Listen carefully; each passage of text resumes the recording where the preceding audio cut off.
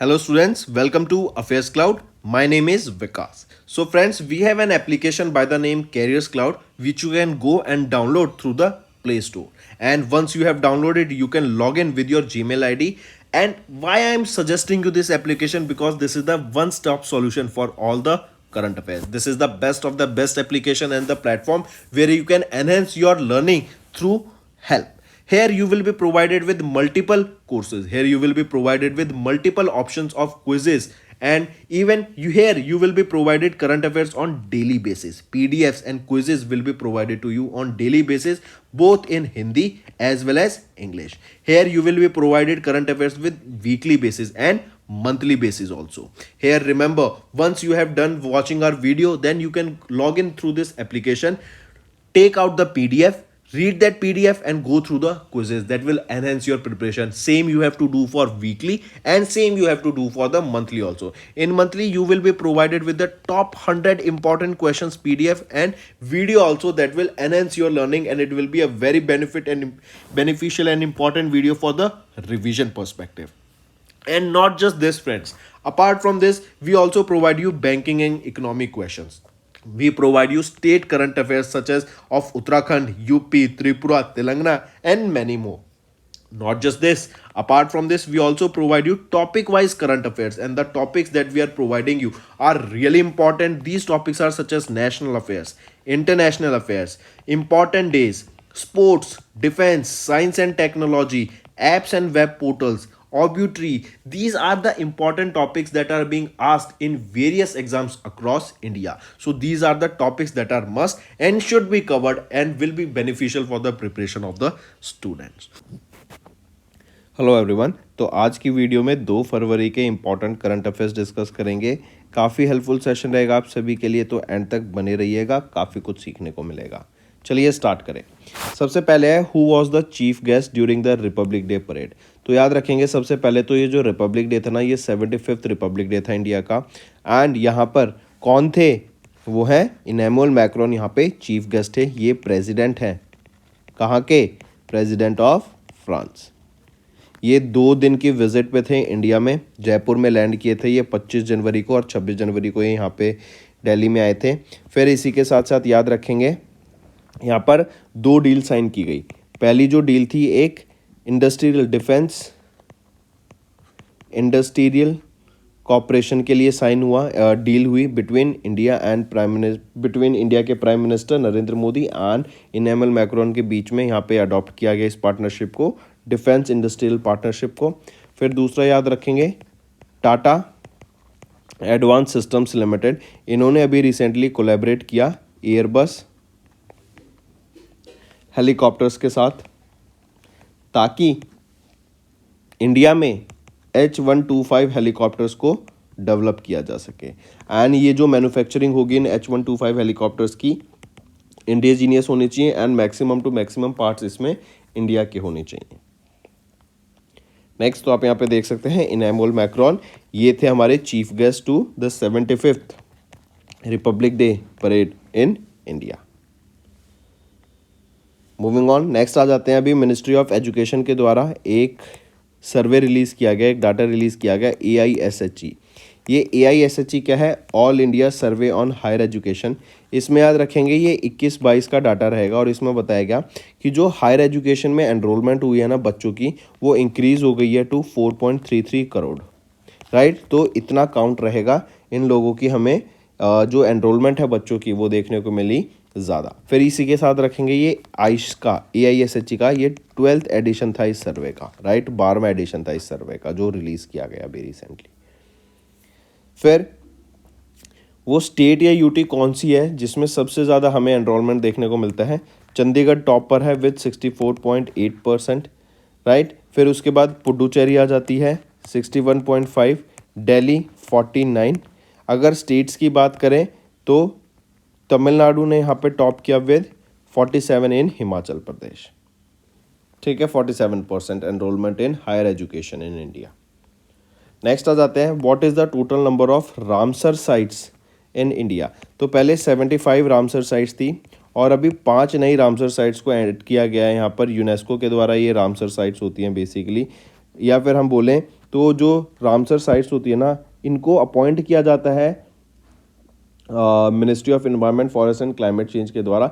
UNESCO मैं यहाँ क्यों कह रहा हूँ, क्योंकि बेसिकली अगर हम देखें ना, यूनेस्को आपके जो कल्चर हो गया, जो हेरिटेज हो गया, इवन अगर आपको याद हो यूनेस्को की हेरिटेज लिस्ट भी होती है एक, उसमें क्या होता है, पुराने जो एनवायरनमेंट की जो चीज़ें, जो पुराने आपके मॉन्यूमेंट्स होते हैं, राइट, जो हिस्ट्री से रिलेटेड चीज़ होती है, वो भी यहाँ पे लिस्ट की जाती है। तो सिमिलरली याद रखेंगे, तो जो ये रामसर साइट्स होती है ना, रामसर साइट्स बेसिकली क्या होता है, एक वेटलैंड्स का एरिया हो जाता है या फिर एक एरिया हो जाता है जो प्रोटेक्टेड एरिया होता है, जहाँ पर हम इकोनॉमी जो इकोसिस्टम होता है उसको अपने आप ही ग्रो करने देते हैं।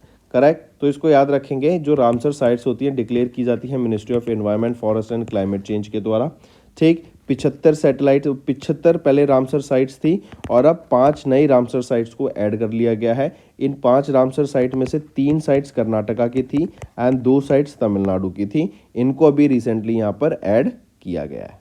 ठीक है, तो अब टोटल रामसर साइट्स इंडिया में कितनी हो गई हैं, 80 हो गई हैं, याद करके चलेंगे।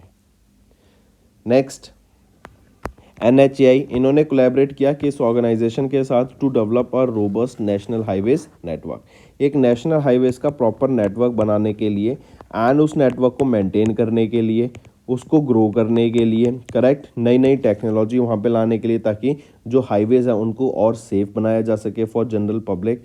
तो इसी के लिए अभी रिसेंटली NHAI ने किस ऑर्गेनाइजेशन के साथ कोलैबोरेट किया, वो है GSI, geological survey of India के साथ मिलके NHAI ने यहाँ पर एक कमिटमेंट की या फिर इन्होंने एक कोलैबोरेशन किया, ताकि जो नेशनल हाईवेज का नेटवर्क है ना, हम उसको और बेटर करेंगे आने वाले टाइम में। नेक्स्ट, तो आप देख सकते हैं NHAI and GSI, geological survey of India and national highway authority of India, इन्होंने MOU साइन किया to enhance the quality of national highway network. Next आ जाते हैं बैंकिंग एंड फाइनेंस पर। तो अभी RBI ने रिवाइज कर दिया norm of urban cooperative banks inclusion in the second schedule of the RBI act of 1934। ये क्या है बेसिकली, तो याद रखेंगे, अभी RBI ने रिवाइज कर दिया है eligibility norms of urban cooperative banks in the second schedule of the RBI act and these instructions are issued under the sub section 6 of section 42 of RBI act of 1934। ये जो move है ना, ये followed the release of the regulatory framework for urban cooperative banks in July 2022। इनका aim रहेगा financial stability improve करना, governance improve करना, strength करना, जो रेगुलेटरी फ्रेमवर्क है उनको स्ट्रेंथन करना of urban cooperative bank, right. Then RBI ने इशू किया guidelines to import gold by TRQ। TRQ क्या होता है, tariff rate quota, correct. RBI ने इशू की guidelines on the import of the gold by TRQ holders under India UAE CEPA comprehensive economic partnership agreement as notified by IFSCA, right. And इसी के साथ साथ RBI ने अभी recently Paytm पर अपने शिकंजे जड़े हैं एंड पेटीएम जो नॉर्म्स होते हैं, जो रेगुलेटरी कंपाइलेंस होती हैं, उनको फॉलो नहीं कर रहा था। इसीलिए RBI ने यहाँ पे पेटीएम को डायरेक्ट करा कि ये अब आगे कोई भी नया कस्टमर ऑनबोर्ड नहीं कर सकते हैं। इनकी जो पेटीएम वॉलेट होता है उसका ख़त्म हो जाएगा काम, वो यूज़ नहीं कर पाएंगे, उसमें कोई डिपॉजिट नहीं होगा। पेटीएम पेमेंट बैंक के साथ भी इन्होंने यहाँ पे जो इनका टाई अप था वो भी ख़त्म हो जाएगा, कोई नया कस्टमर नहीं आएगा, कोई नया डिपॉजिट यहाँ पे नहीं देखने को मिलेगा। इसी वजह से आपने देखा कि 20% का गिरावट हमें देखने को मिला पेटीएम बैंक्स में। इवन एक्सपेक्टेड है कि आने वाले टाइम में ये गिरावट और कंटिन्यू रहेगा। फिर अगर RBI की बात करें, रिजर्व बैंक ऑफ इंडिया की, governor Shaktikanta Das, deputy governor आप यहाँ पे 4 देख सकते हैं। इस्टेब्लिश कब किया गया, 1 अप्रैल 1935 को, एंड हेडक्वार्टर रहेगा मुंबई, महाराष्ट्र में। नेक्स्ट आ जाते हैं अवार्ड्स एंड रिकॉग्निशन पर। अभी recently ministry of defence honour the best marching contingent and tableau award for Republic Day. हम जानते हैं 75वां रिपब्लिक डे था, राइट, और यहाँ पे अलग अलग स्टेट्स की अलग अलग डिपार्टमेंट्स की झांकियाँ होती हैं। तो पूछा जा रहा है कि बताया जा रहा है कि अभी मिनिस्ट्री ऑफ डिफेंस के द्वारा best marching contingent and tableau award से सम्मानित किया गया था। किसको किया गया वो देखते हैं। तो याद रखेंगे, 2 या फिर हम कहें 2 पैनल्स के द्वारा अवार्ड थे। पहला जो अवार्ड था वो तो था आपका बेसिकली जजेस के द्वारा, पैनल ऑफ जजेस के द्वारा। दूसरा याद रखेंगे वो था आपका ऑनलाइन वोट से, राइट। ऑनलाइन वोट से यहाँ पे डिसाइड किया गया था किनकी झांकी सबसे बेटर है। तो ये जो दोनों अवार्ड्स है ना, ये मिले हैं किनको, ये मिले हैं Delhi police, Delhi women police marching contingent को। करेक्ट, बोथ कैटेगरी में Delhi women police marching contingent को यहाँ पे अवार्ड दिया गया। And this is for the first time कि दिल्ली पुलिस ने डिप्लॉय किया all women marching contingent on republic day. And इन दोनों को यहाँ, इन Delhi women police marching contingent को यहाँ पे पैनल ऑफ जजेस से भी सम्मानित किया गया एंड ऑनलाइन वोट्स में भी ये टॉप पर रही। नेक्स्ट आ जाता है फिर आपका, एक चीज़ और याद रखेंगे, बीटिंग रिट्रीट सेरेमनी। ये बीटिंग रिट्रीट सेरेमनी कब होती है, 29 जनवरी को ही, ठीक है। इस दिन जो परेड जाती हैं ये वापस आती हैं, करेक्ट, इसको ऐसे याद रख सकते हैं। तो भी हमने देख लिया। अगर मैं बेस्ट मार्चिंग कंटिजेंट की बात करूं तो वो है Delhi police women marching contingent की। लेकिन अगर मैं बेस्ट टैब्ल्यू की बात करूं, बेस्ट झांकी की बात करूं फॉर स्टेट वाइज, तो यहाँ पर टॉप किया उड़ीसा, सेकंड पे रहेगी गुजरात और थर्ड पर आ जाता है तमिलनाडु, ठीक है। चलिए नेक्स्ट आ जाते हैं अपॉइंटमेंट्स एंड रेजिग्नेशन पर। अभी सुल्तान इब्राहिम इबिनी अल महरूम सुल्तान इस्कंदर, ये रूरल हैं जोहर के स्टेट के। तो रूरल ऑफ जोहर स्टेट अभी 17th किंग बन गए हैं ऑफ मलेशिया। इन्होंने जो 16th किंग कौन थे, वो थे रूरल ऑफ पेंगंग स्टेट, उनको रिप्लेस किया to be the new king of the Malaysia as the 17th king of Malaysia. यह है ruler of Johor, sultan Ibrahim ibni. Next science and tech पर आ जाते हैं। तो अभी रिसेंटली डिपार्टमेंट ऑफ टेलीकम्युनिकेशन के सेक्रेटरी डॉक्टर नीरज मित्तल के द्वारा लॉन्च किया गया Bharat 5G portal at Bharat telecom 2024। ये कहाँ पर हुआ था, this is an exclusive international business expo. ये आपका दिल्ली में हुआ था, 29 से 30 जनवरी के बीच में हुआ था, करेक्ट। एंड इसी के दौरान यहाँ पर भारत 5G पोर्टल, ये एक इंटीग्रेटेड पोर्टल है जो कि लॉन्च किया गया बाय डॉक्टर नीरज मित्तल, जो कि सेक्रेटरी हैं ऑफ डिपार्टमेंट ऑफ टेलीकम्युनिकेशंस, ठीक है। नेक्स्ट आ जाते हैं एनवायरनमेंट के ऊपर। अभी नई स्पीशीज ऑफ टाइनी लिजर्ड्स को डिस्कवर किया गया केरला में एंड इनका नेमिंग की गई है अगस्त्या गामा एज। ये नेम रहेगा of the new tiny species of lizards जो कि केरला में डिस्कवर की गई। नेक्स्ट आ जाते हैं स्पोर्ट्स के ऊपर। तो अभी रिसेंटली टाटा स्टील चेस 2024 हुआ था।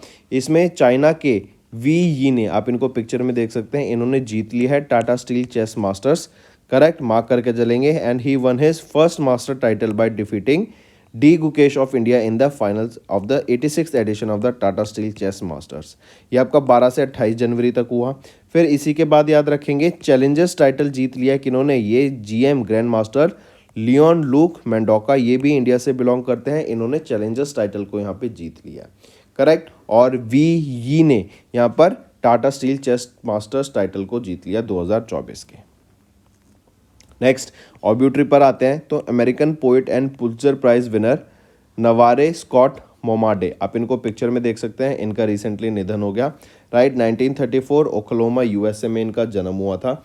एंड इनकी नॉवल का नाम याद रखेंगे, एक वो है House Made of Dawn, right. ये आपकी नॉवल का नाम है एंड इसको 1968 में पब्लिश किया गया था हार्पर कॉलिंस के द्वारा, करेक्ट। इसको ही पुलित्जर प्राइज से सम्मानित किया गया था 1969 में। इस नॉवल के लिए एन स्कॉट मोमाडे को सम्मानित किया गया था with Pulitzer prize in 1969।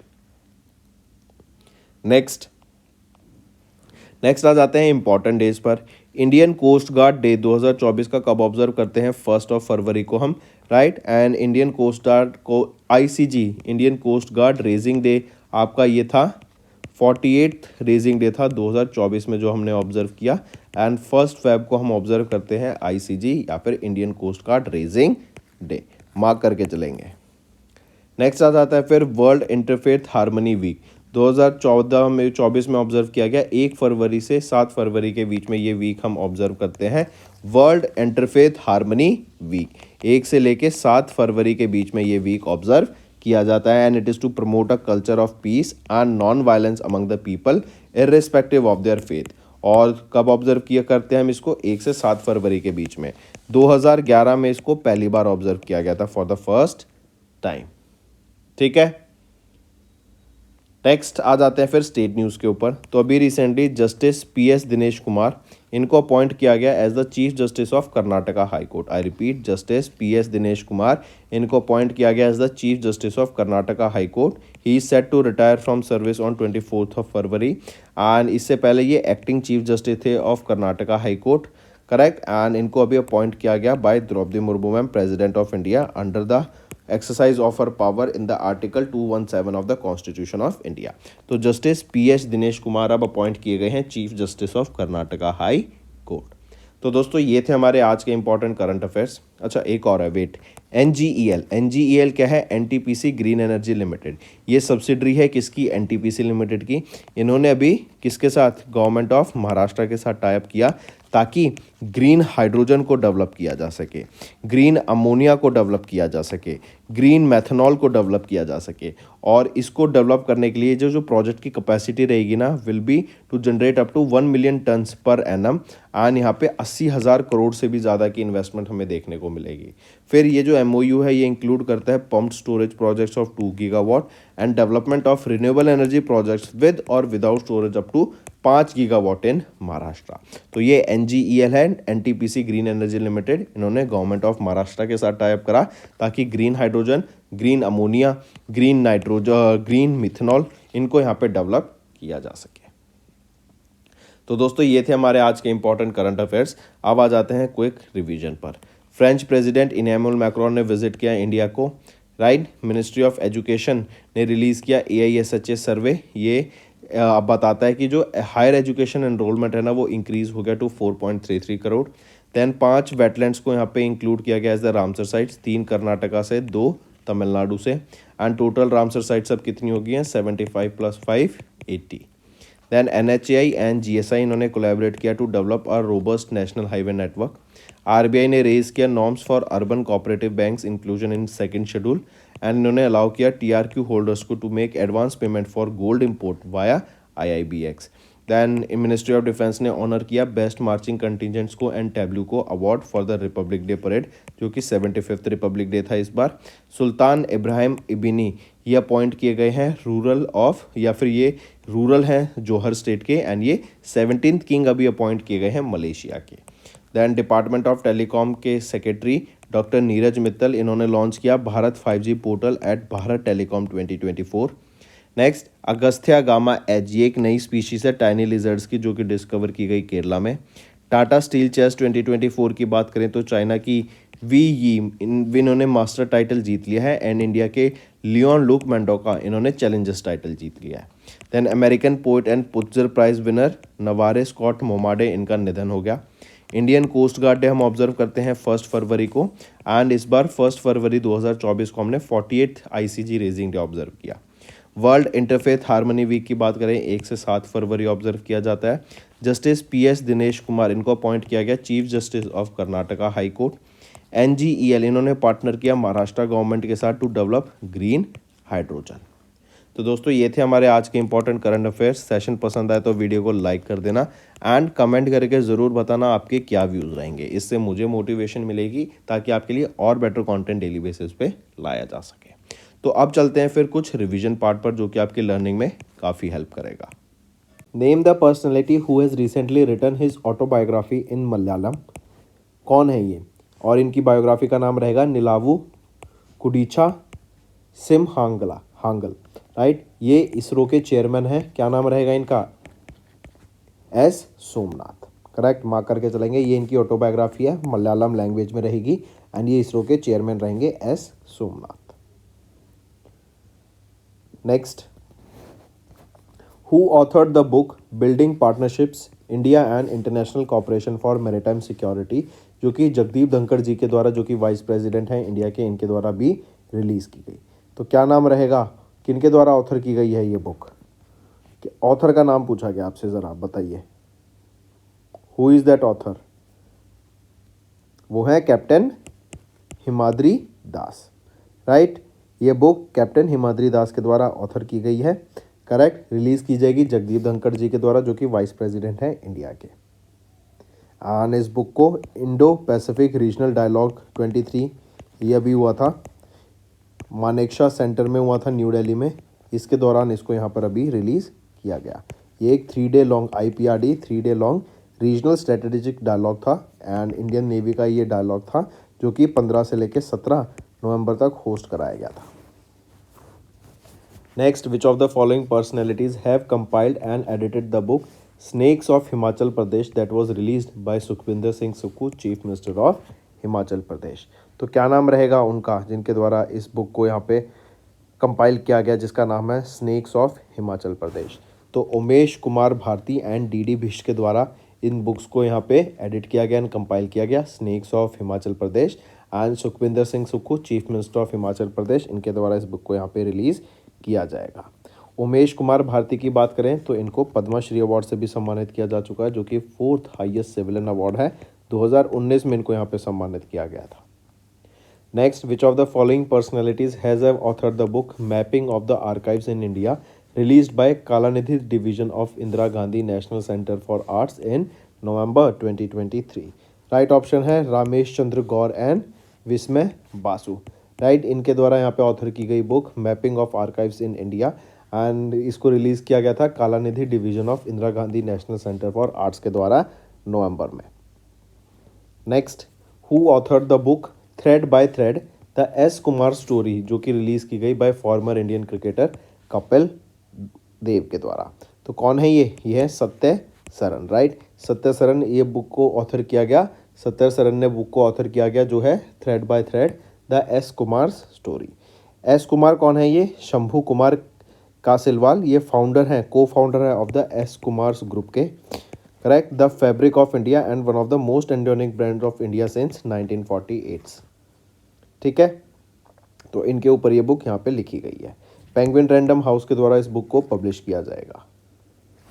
Next, who authored the book Pranab my father a daughter remembers? तो आर डॉटर रिमेंबर्स हैं तो इनकी बेटी शर्मिष्ठा मुखर्जी के द्वारा इस बुक को यहाँ पे ऑथर किया गया। राइट, इनके बारे में प्रणब मुखर्जी, जो कि इंडिया के फॉर्मर 13th प्रेसिडेंट रह चुके हैं, इनके बारे में यहाँ पे इनकी लाइफ के ऊपर में बताया कि कैसे एक छोटी से विलेज से इन्होंने अपना पाथ बनाया एंड फिर ये प्रेसिडेंट बने इंडिया के। एंड इनकी 88th बर्थ एनिवर्सरी पे, जो कि थी 11 दिसंबर 2023 को, ये बुक को यहाँ पे रिलीज़ किया जाएगा।